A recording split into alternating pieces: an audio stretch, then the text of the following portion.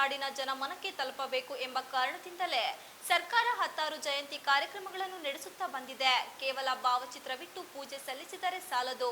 ಅವರ ಸಂದೇಶಗಳ ಆಶೋತ್ತರಗಳು ಪ್ರಮುಖವಾಗಿ ಯುವ ಜನತೆಗೆ ಮುಟ್ಟಬೇಕಿದೆ ಎಂದು ಬೇಲೂರು ತಹಶೀಲ್ದಾರ್ ಎಂ ಮಮತಾ ಕರೆ ನೀಡಿದರು. ಪಟ್ಟಣದ ತಾಲೂಕು ಕಚೇರಿ ಮುಂಭಾಗದಲ್ಲಿ ತಾಲೂಕು ಆಡಳಿತ, ತಾಲೂಕು ಪಂಚಾಯಿತಿ, ಪುರಸಭೆ ಹಾಗೂ ಹಿಂದುಳಿದ ಕಲ್ಯಾಣ ಇಲಾಖೆಗಳ ಸಂಯುಕ್ತಾಶ್ರಯದಲ್ಲಿ ಹಮ್ಮಿಕೊಂಡ ಡಿ ದೇವರಾಜ ಅರಸುರವರ ಜನ್ಮ ದಿನಾಚರಣೆ ಕಾರ್ಯಕ್ರಮ ಉದ್ಘಾಟನೆ ನಡೆಸಿ ಮಾತನಾಡಿದ ಅವರು, ಅರಸುರವರು ಅಂದಿನ ಕಾಲಘಟ್ಟದಲ್ಲಿ ಉತ್ತಮ ಶಿಕ್ಷಣ ಪಡೆದು ಕೃಷಿಯ ಬಗ್ಗೆ ಒಲವು ಹೊಂದುವ ಮೂಲಕ ಕ್ರಮೇಣ ರಾಜಕೀಯ ರಂಗಕ್ಕೆ ಪಾದಾರ್ಪಣೆ ನಡೆಸಿ ದೀರ್ಘಕಾಲದ ಮುಖ್ಯಮಂತ್ರಿ ಎಂಬ ಹೆಗ್ಗಳಿಕೆಗೆ ಪಾತ್ರವಾಗಿದ್ದಾರೆ.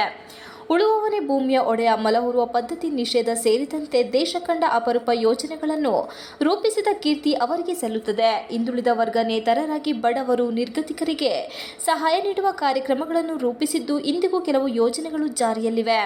ವಿಶೇಷವಾಗಿ ಉತ್ತಮ ಸಂಸದೀಯ ಪಟುವಾಗಿದ್ದ ಅರಸುರವರು ವಿಚಾರಧಾರೆಗಳು ಮತ್ತು ಅವರಲ್ಲಿ ಜನಪರ ಮತ್ತು ಸಾಮಾಜಿಕ ಚಿಂತನೆಗಳು ಯುವ ಜನತೆಗೆ ತಲುಪಬೇಕಿದೆ. ಆಗ ಮಾತ್ರ ಇಂತಹ ಸಮಾರಂಭಗಳು ಅರ್ಥಪೂರ್ಣವಾಗಿ ನಡೆಯುತ್ತವೆ ಎಂದರು.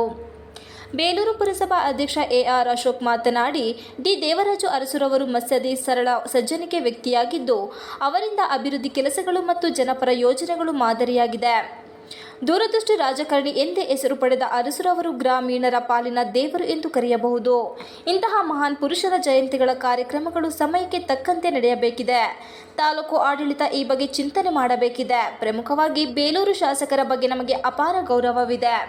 ಅವರ ಅಭಿವೃದ್ಧಿ ಕಾರ್ಯಕ್ಕೆ ಸಹಮತವಿದೆ. ಆದರೆ ಕಾರ್ಯಕ್ರಮಗಳನ್ನು ನೌಕರರನ್ನು ಕಾಯಿಸುವುದು ನಿಜಕ್ಕೂ ಶೋಚನೀಯ. ಇದರಿಂದ ಸಾರ್ವಜನಿಕರ ಕೆಲಸಗಳು ತೀವ್ರ ವಿಳಂಬವಾಗುತ್ತದೆ ಎಂದು ಶಾಸಕರಿಗೆ ಸಲಹೆ ನೀಡಿದರು. ಕಾರ್ಯಕ್ರಮದಲ್ಲಿ ಉಪನ್ಯಾಸವನ್ನು ಸಹ ಶಿಕ್ಷಕ ಟಿಡಿ ತಮ್ಮಣ್ಣಗೌಡ ನಡೆಸಿಕೊಟ್ಟರು. ಉಳಿದಂತೆ ತಾಲೂಕು ಪಂಚಾಯಿತಿ ಇಒ ಸತೀಶ್, ಬಿಸಿಎಂ ಇಲಾಖೆ ನಟರಾಜ್, ಕೆಡಿಪಿ ಸದಸ್ಯರಾದ ಚೇತನ್, ನಂದೀಶ್, ನವೀನ್, ಮುಖ್ಯಾಧಿಕಾರಿ ಸುಜಯ್ ಕುಮಾರ್ ಹಾಜರಿದ್ದ ಕಾರ್ಯಕ್ರಮದ ನಿರೂಪಣೆಯನ್ನು ಉಪನ್ಯಾಸಕ ಲಕ್ಷ್ಮೀನಾರಾಯಣ ನಡೆಸಿಕೊಟ್ಟರು.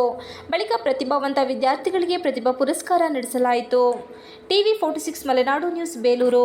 ಯಾಕೆ ಈ ಜನಗಳಲ್ಲಿ ತಾರತಮ್ಯ?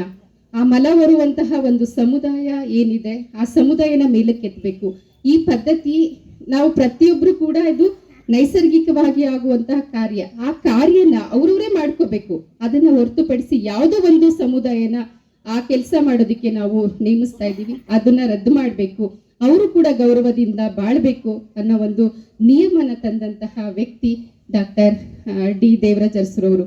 ಹಾಗಾಗಿ ನಾವು ಪ್ರತಿ ದಿನ ಕೂಡ ನಾವು ಅವ್ರನ್ನ ಸ್ಮರಣೆ ಮಾಡಬೇಕಾಗುತ್ತೆ.